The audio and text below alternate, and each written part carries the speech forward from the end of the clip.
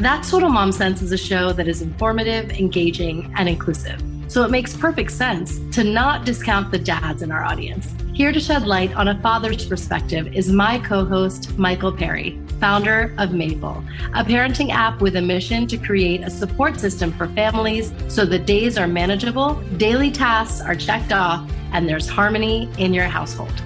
Michael is a trailblazer in tech and is a loving husband and devoted father to his 2 boys. Together, we bring you a special monthly series called What Matters Most with Maple. When I became a dad, I wondered, where are my dad groups at? I made it my life mission to provide parents with the support they needed to best take care of their families and want to make sure all perspectives in the parental experience are equal and fair. So moms, dads, and everyone in your village, be sure to tune into What Matters Most with Maple on That Total Mom Sense each month. We've got you.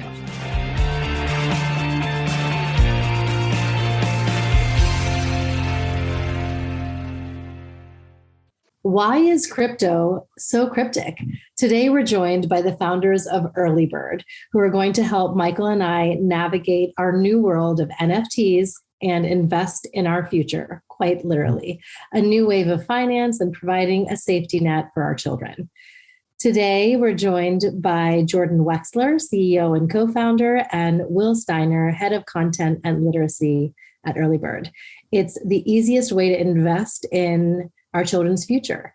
In minutes, parents can set up a modern portfolio, schedule recurring contributions, and invite friends and family on the journey.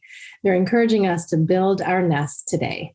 Jordan and Will, welcome to What Matters Most with Maple. Thank you so much for having us. Yeah, thanks. Welcome, guys. Thank you. So let's kick it off with, I feel like the pressing question, especially for those who are not as much in the know. Why is crypto so cryptic? Can you break down blockchain for us, please? Absolutely. It's the same reason that personal finance or finance in general is cryptic. For a lot of people, it's a lot of new terms. It's heavily, jargon laden.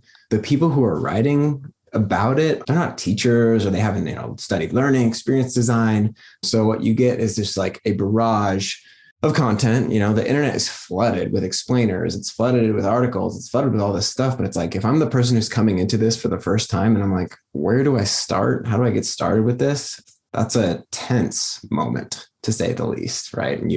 So finding out so how do I get started? How do I break into the terminology? There's all these different lenses to it. See everything that's happening sort of culturally on social media. You got the history, which is, really starts with the history of money. And you've got all this new lingo, challenges, criticisms, so it's a complex topic in its own right, as is just money more generally. So an NFT is a non-fungible token. How is that the new currency? Can you explain how it all works? I wouldn't go so far as to say as NFTs are necessarily the new currency, but let's maybe start. Well, we can start with blockchain in general. Okay. With blockchain, the real question is what is hard about digital money? Right? When you go and you pay with a credit card at a bank, or you go to the grocery store, you buy some groceries on your credit card, there's somebody in the middle there saying, hey, this person has this amount of money, and we're going to make sure that that amount of money that they told you that they were going to pay is going to end up in your bank account. So there's some trusted third party, whether that's Visa, whether that's just your bank account, whether that's PayPal, who is being an intermediary between buyers and the sellers. So what blockchain achieves is it removes that middleman. It's a decentralized way to solve the challenge with digital money. In the simplest possible terms, if I want to spend some Bitcoin, I can send that money to someone else, right? And that's great, but it's before that money actually goes to that person, it goes and it sits in a waiting room for about 10 minutes. And while it's in that waiting room, there are a bunch of people, miners in the background, essentially competing for the right to publish that transaction along with others onto this long sort of history of transactions. And the reason it sits in that waiting room is so that everybody can kind of can agree on what transactions are there. And then they can use cryptography and a fancy thing called the hash function to sort of earn the right to be the miner who publishes that to the blockchain. We could get way more technical if we want to. I don't think we do. The point is there's all these people who are participants in this network who are sort of working to verify and validate transactions. And then that history of transactions doesn't sit with any single one of those people. It sits with a whole bunch of quote unquote nodes who are all over the world running, Bitcoin software in their computer and essentially working together to ensure that everybody has like a up-to-date version of the blockchain. What you just explained, though, that's not exclusive to Bitcoin, right? Because I think that a lot of people are very familiar with Bitcoin because it's been around the longest as it relates to a cryptocurrency. But that waiting room analogy, the ledger system of the blockchain, that is applicable to Ethereum, Solana. Is there other coins that people are starting to familiarize themselves with that those same rules kind of apply? Yes and no. Bitcoin is the easiest example because it's it's the one that probably people are going to come back to time and time again because it's the largest by market cap and it's one of the, very first blockchains. Solana and Ethereum are similar to Bitcoin. They're a little bit different in how everybody agrees on the history of transactions. Ethereum and Bitcoin currently both use something called proof of work, which is, requires all these people running, all these miners running specialized computers that consumes a lot of electricity. And Ethereum is like switching this sort of technical piece of how they agree on what's on the blockchain to something called proof of stake, which is less energy intensive. It's fascinating to me. And I know that this conversation is about finance because I think that there is a financial literacy gap in America as a whole that is incredibly problematic as we all want to do what's best for our children. And it's a very scary thing. And, excited about companies like Earlybird trying to make the hard things easier. But crypto messes with me, man, because I'm also like an environmentalist and very much scared about human extinction. For parents who share a similar fear about that and the trend line that Earth is on, how would you encourage them to get behind kind of what's happening in the crypto world, knowing how energy intensive it is? I think I read somewhere at one point that Bitcoin uses per day more energy than Google, Facebook, and Apple combined. The question, how much energy should a non-state monetary system consume? We don't have a great baseline to compare that to because all of our current monetary systems rely on governments and central banks. Then there's there's energy consumption and then there's energy emissions. And, I've seen somewhere along the way that like Bitcoin's emissions, while they may consume as much energy as a place like Argentina, the emissions are more on par to a place like New Zealand. And like they've got, like 40 people and a couple sheep over there. So I kid, but like the question of emissions is like a more nuanced way to look at the Bitcoin energy problem. And then the thing that I sort of alluded to prior, which was like the consensus mechanism, which is proof of work for Bitcoin, highly energy intensive. Other blockchains are looking to make use of more energy efficient consensus mechanisms. Renewable and things, yeah. Well, where's the energy coming from? And like about 40% of Bitcoin's energy comes from renewables. Some of it is like waste energy. But it is a lot of energy from coal and oil. An angle to this also is like, what are governments incentivizing? Right. If we are incentivizing and subsidizing clean energy use, you'll have more miners going and making use of energy sources that are cleaner. Sure. It's not so cut and dry as like Bitcoin uses a lot of energy. It's like, yes, that's true. But Bitcoin's also the only way that, for example, a refugee could take a good chunk of money across the border. It's the only way where it's like, hey, if the government wants to crack down on protesters, it's like, well, they could freeze your bank account assets. It's like, there's always trade-offs, right? There's trade-offs. And there's also, a lot of people sit on different positions on that as a whole.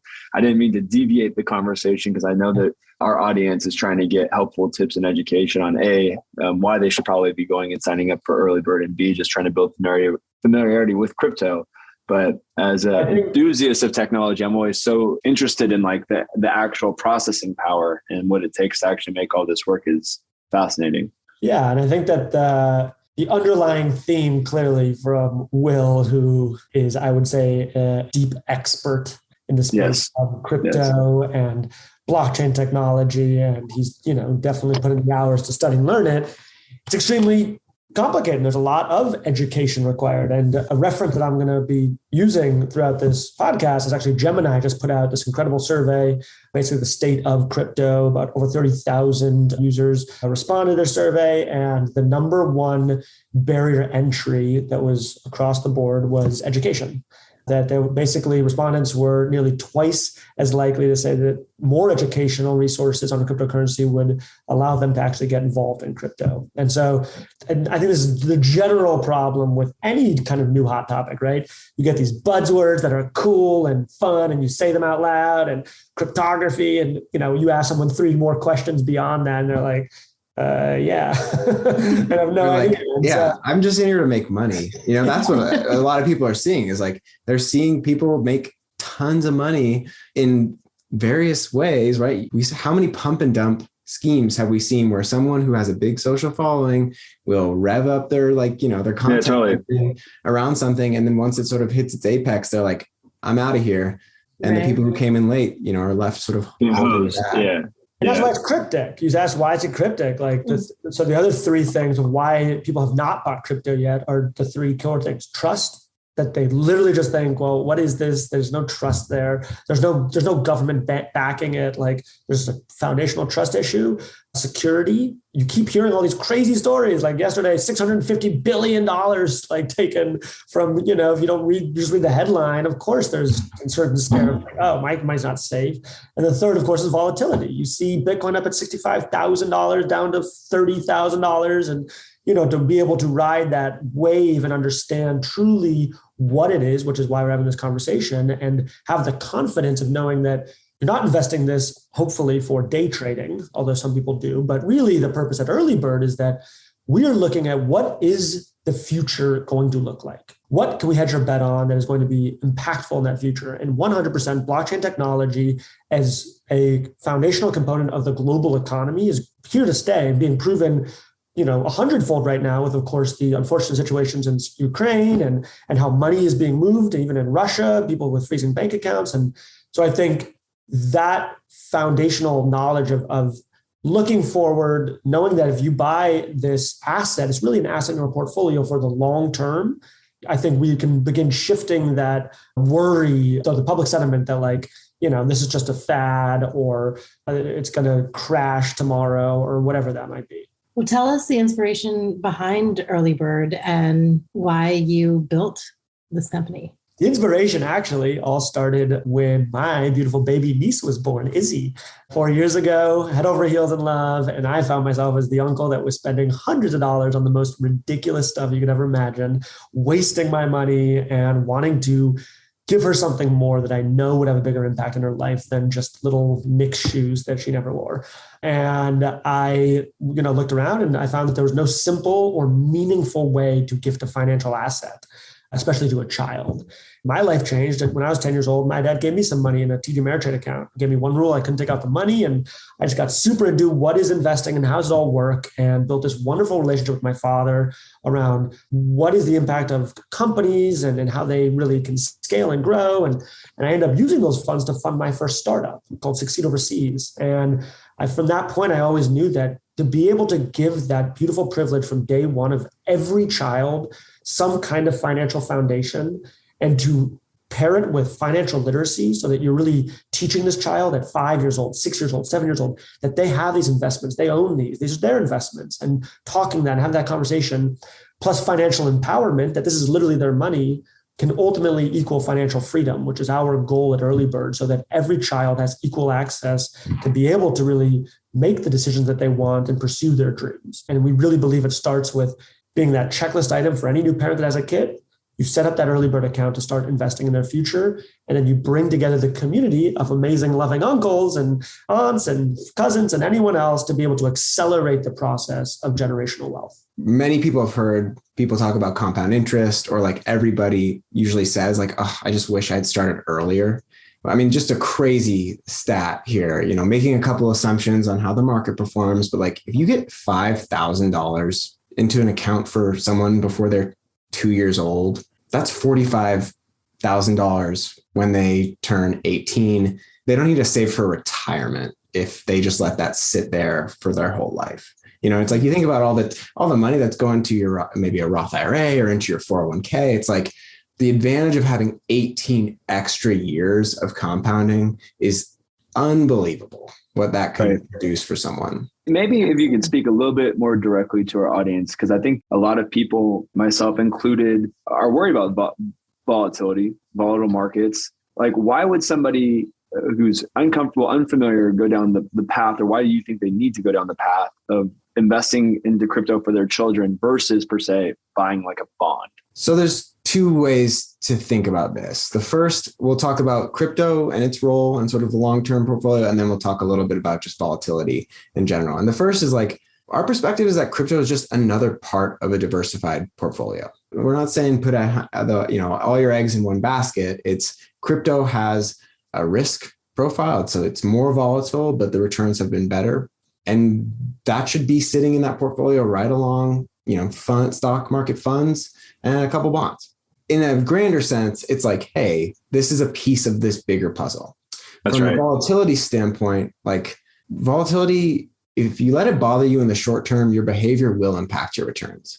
But kids are in this amazing position where it's like, they don't need to respond to the market's volatility. It's not like they're trying to pull out funds in the next 5 years because they're approaching retirement. So it's like, that's one of the luxuries of starting so young is you kind of can just set it, forget it, and ignore what's happening day to day, which is a pretty generally good thing to do for most investors. Like when the market's going crazy, like the best thing you can usually do is just do nothing. And stocks are especially resilient to market volatility. I mean, in World War II, from 1939 up to 45, like the average, return was about 7%. So like, I think in every war, major war that the US has been involved in, at least, stocks have performed pretty well. Yeah. Yeah, I think diversification is everything, right? When you're investing, you want to make sure that first and foremost, you have a thesis, right? So like, what do you want to invest and how do you want to invest? That's what Earlybird helps to craft for you. Because a lot of people, what is that, right? But, Earlybird helps you build an investor profile. And as Will was just talking about, 3 key principles of that investor profile. What is your time horizon? How many years do you have or your child has before they're going to need this money? That's the first major question, right? And that's why for a younger kid, really, the beauty is even hopefully if it's at college, great, that's your time horizon because you're not going to be able to pay for college and you want this funds for that. Wonderful. If it's past college, great. They can continue to invest that for X amount of years. Then it's risk tolerance. If you see Bitcoin drop 50%, if you see the market drop 20%, or is that going to make you petrified and you want to liquidate your money right away? If yes, then you need to make sure that you're tolerant, that you are investing maybe, that crypto percentage isn't maybe 20% of your portfolio, but it's 5. Exactly. Yeah, that's right. So it's just adjust accordingly so that ultimately, though, you're creating this holistic portfolio with an Earlybird specifically for your child, following that thesis. And then most importantly, is you're following the number one successful behavior of any investor, dollar cost averaging. So you are setting aside every month or week, whatever you can handle, a specific amount of money that that it's not for groceries or essentials, but that you have left over. Maybe instead of buying that Starbucks coffee that is now like $7 and, taking 3 of those coffees out, which is $21 now a month, and you're putting that away every month, no matter what, so that you're investing at the bottom of the dropout to the middle to the top, but it all averages out to the correct diagram of your returns. Funny you say I just bought an iced coffee and they rang me up at $6. Insane. $6 for a coffee? What world? I can't do it anymore. No. $6 for a coffee. I just blew my mind. 20 years, $6 invested, you got, like $35. Yeah, exactly right. It becomes expensive when you start looking at it that way. This is like a $35 coffee, right? Exactly. Can you walk us through the process? Like, what you did with Izzy or what Michael can do with, his baby Solomon? Like, how can we set up our kids sub 5 to build their portfolio over time? Yeah. So on Earlybird, it can be for a parent with any child, any age of 0 to 18, as these are custodial investment accounts. Mm-hmm. So really the custodian is the parent generally sets up an account for their kid, and it's an investment account and it's the ownership of the child. So we encourage, of course, to get started as early as possible. So we're focused on that earlier demographic, but a parent, there's 2 ways to get started. One is if you are a giver like Uncle Jordan or any of us that have little ones in our lives, and instead of going to Target or Amazon to buy some plastic toy that is waste, one of our phrases is gift wealth, not waste. And to be able to literally download the app or just go to our website at earlybird.io-gift and you can select who you want to send it to, select how much you want to invest.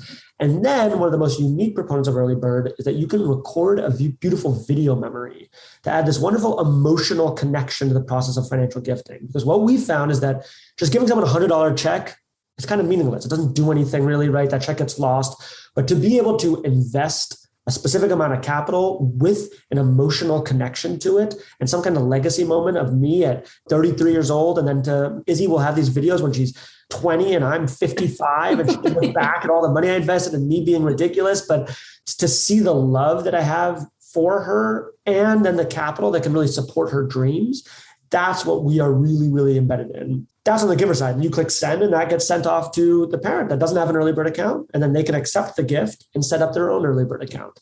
So that's one way. The other way, of course, is the parent who is able to download the app today and within 3 minutes build their investor profile. So, we take a couple different pieces of information and then we recommend a managed fixed portfolio for the parent. There's 5 portfolios ranging from conservative to aggressive. So depending on your risk tolerance, time horizon, the age of your child, all that, we give you the recommendation. Then you select that. You're able to then customize it with some other ETFs if you want. And then you set a reoccurring investment and you're set. In 4 minutes, you can start investing in your child's future and truly set them up for success. One thing I'll add, which is a nice thing about these portfolios, if someone's never heard the phrase ETF, the way that Earlybird builds its portfolio is to bake diversification into that process so that you don't have to think like, oh, wait, should I buy Amazon or should I buy, Tesla or should I buy this other stock? It's like, the question should not be like what individual stocks you're buying. It should be over the long periods of time. We know that the total stock market goes up and to the right. So we're going to give you a portfolio that gives you exposure to as many, big chunks of the stock market, which takes a lot of the like psychological angst out of investing as well, which parents don't need any more of that. That's a nice feature of the portfolio. And the last thing I'll just add to this is like, I've got a baby girl coming in a few months here. I know I'm going to get some things wrong. Like it's inevitable, but I am trying to be very thoughtful about making sure I get the big things right.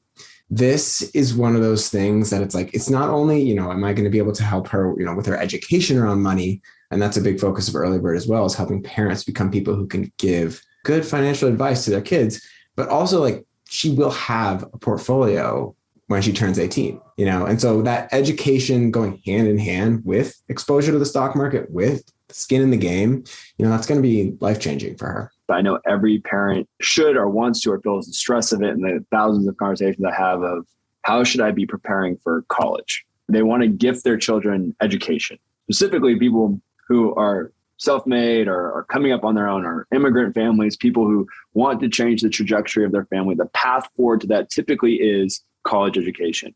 So maybe if you could speak to, because I'm familiar with it, but I don't know if our audience is why should a family set up a custodial account, i.e. something via Earlybird versus like a 529 and the trade-off benefits of those two things, because they're substantial.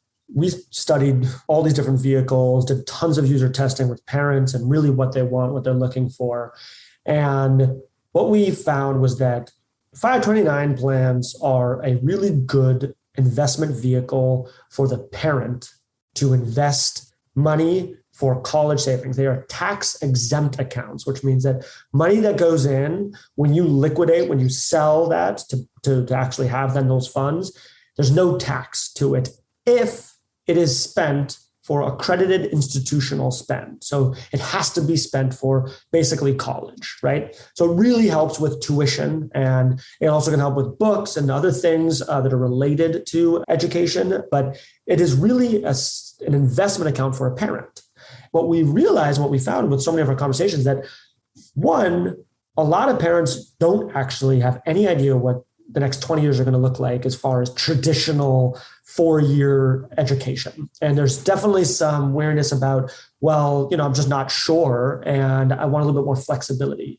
And so a custodial investment account is the really other vehicle. It's under UGMA, which is called the Uniform Gifts for Minors Act, which allows you to invest in a vehicle for a kid. Also has some tax benefits, but definitely not tax exempt for college. But the biggest thing about that is the ownership of the child.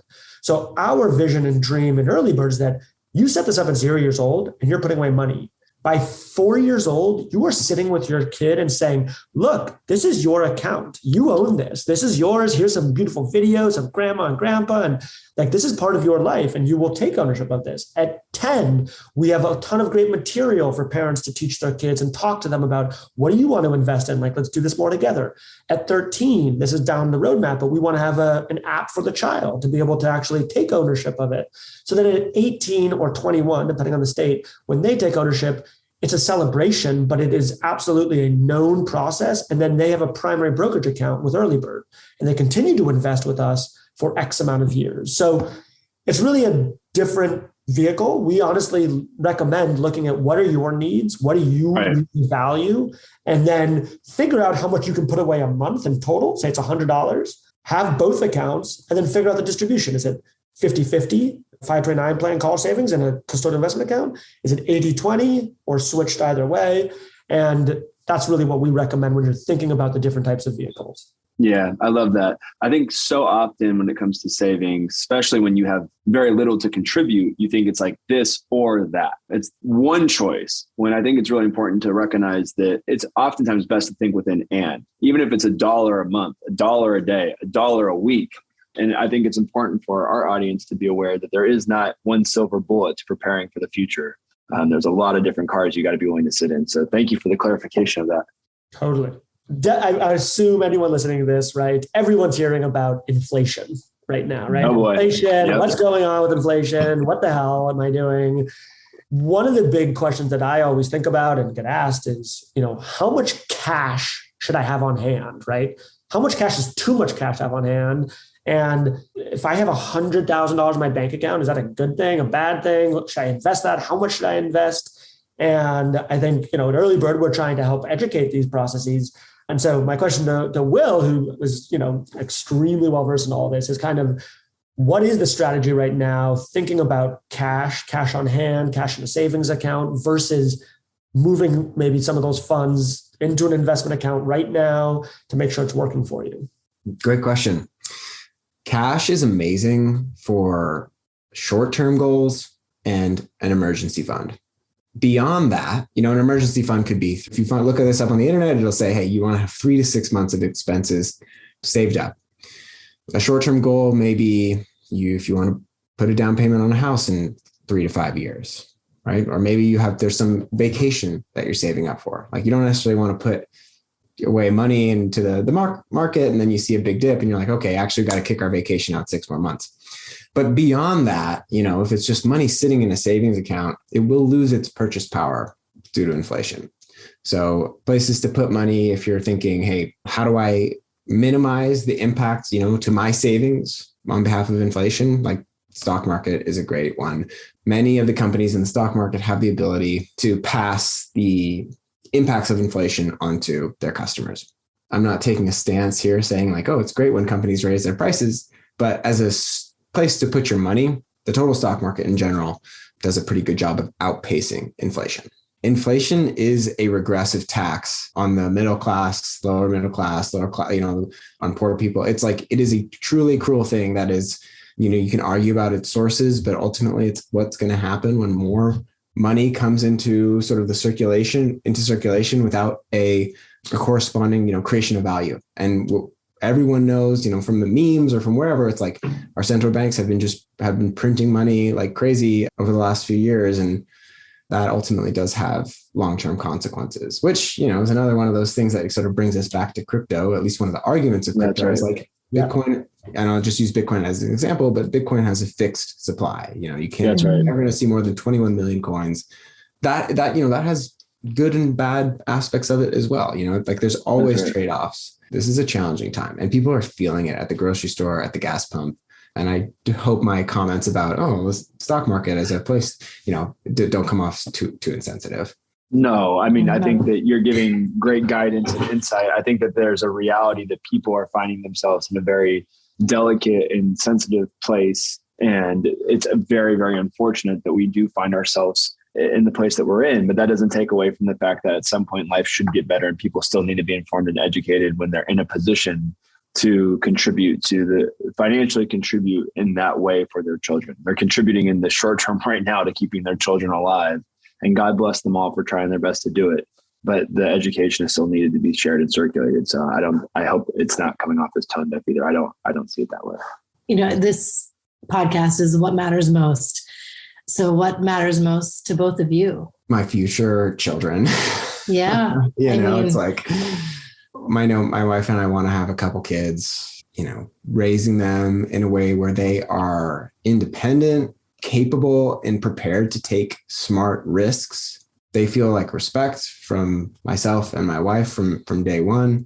Like I want them to have fantastic lives. And I know that, from just personal experience, it's like, if you can have deeply, healthy relationships with folks, you're doing meaningful work and you're spending time, doing, activities and hobbies that you're passionate about, like that will happen.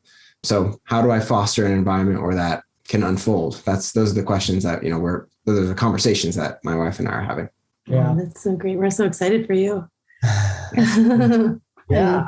I think what matters most for me is truly the mission and vision that Earlybird is building towards. And that's my kind of life right now, which is to democratize access to generational wealth and to make it not a historical process that has been catered to the top 1% upper white socioeconomic individuals, and to make this idea of equal access to building these, a better financial future for all kids in the world, period. That is really what matters most to me today, because I've seen what it can be and how it can change the entire neurological brain of a child that knows that they have this support, that they have this foundation, that they have people that love them, which is part of the meaning of these videos, and contributing to somebody and bringing your community involved, so that you can know that you can fall back on that, because life's tough and you're going to have ups and downs. And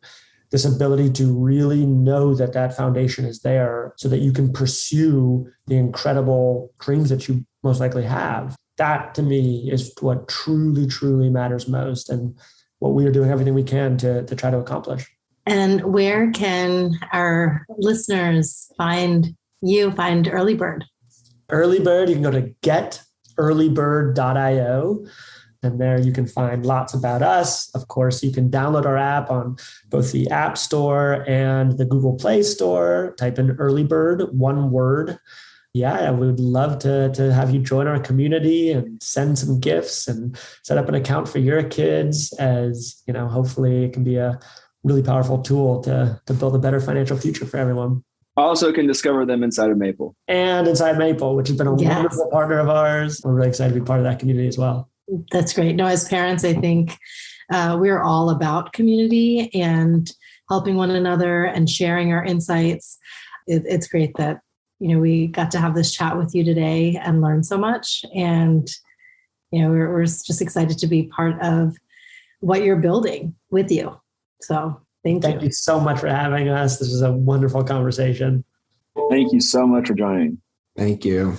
As we all know, the early bird gets the worm. And I think it's great that we got to dive in to this chat about personal finance and crypto with the Earlybird team. Thank you, Will and Jordan, for your time and your insights. We learned a lot, and I think we have been able to educate parents a little more on their options when it comes to investing and creating a portfolio for our children. If you'd like to be on What Matters Most with Maple, write to us at thatstotalmomsense@gmail.com.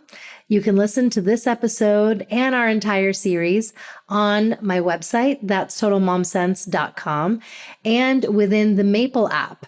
You can download that on iTunes or Google Play. And of course, you can tune into this podcast episode wherever you get your podcasts. We are on Apple, Spotify, Google, Stitcher, Good Pods, everywhere. Thank you all for listening and paying attention to what matters most. We'll see you next time.